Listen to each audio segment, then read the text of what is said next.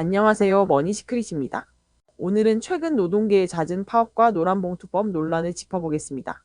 최근 HD현대조선 3사 그리고 현대자동차, 한국GM 등 주요 대기업에서 파업 소식이 이어지고 있습니다.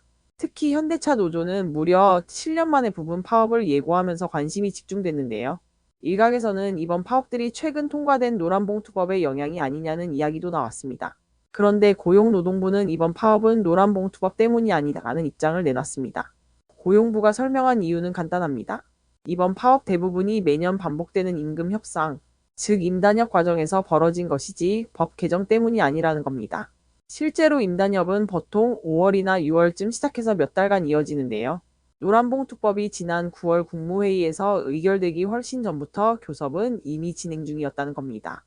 각 회사별 쟁점을 보면 현대차는 기본급 인상과 정년 연장, 한국GM은 기본급 인상과 정비센터 매각, 철회, HD현대조선 3사는 기본급 인상이 주요 요구사항입니다. 즉 법 개정으로 사용자 개념이 확대되거나 구조조정 같은 경영상 결정이 파업 사유가 된 게 아니라 기존에 매년 있어 왔던 임금 협상의 연장선이라는 설명입니다.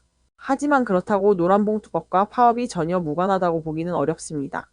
고용부 스스로도 법의 모호성은 앞으로 큰 과제가 될 수 있다고 밝혔기 때문인데요.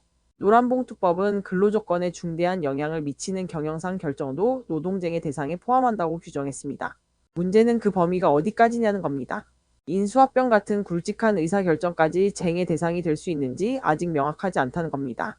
실제로 최근 HD현대중공업과 HD현대미포가 합병을 결정했는데 같은 날 현대차 노조와 HD현대중공업 노조가 9년 만에 동시에 파업에 돌입했습니다. 이처럼 대규모 기업 재편이나 구조조정 이슈가 앞으로 노동계 파업으로 이어질 가능성은 충분히 남아있는 거죠. 고용노동부는 앞으로 6개월 동안 현장 지원, 태스크포스를 운영하면서 법 적용 기준을 세부적으로 마련하겠다고 밝혔습니다. 특히 인원 감축이나 정리해고처럼 근로조건과 직접적으로 연결되는 사안은 파업 사유로 인정될 가능성이 크다고 덧붙였습니다.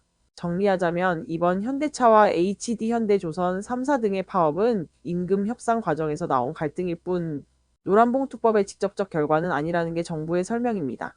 하지만 법이 시행되는 내년 이후에는 경영상 결정을 둘러싼 노사, 갈등이 더 거세질 수 있다는 전망도 나오고 있습니다. 여러분은 어떻게 보시나요? 이번 파업 정말 법과는 무관한 단순한 임금 협상일까요? 아니면 새로운 노사 갈등의 전조일까요?